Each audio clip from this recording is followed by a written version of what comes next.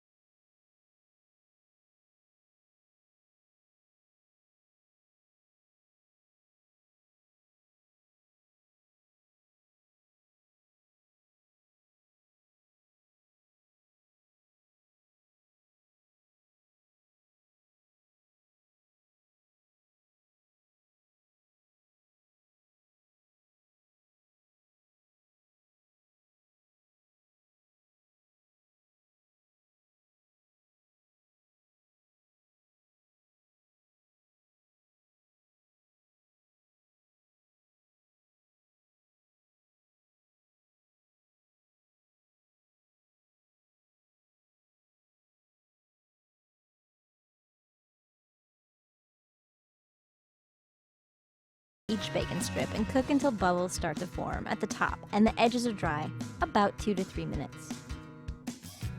Flip the pancake strips and cook until the other side is golden brown, about another 3 minutes. Serve your bacon pancake strips with a warmed maple peanut butter sauce, and if you're feeling indulgent, a sprinkle of powdered sugar.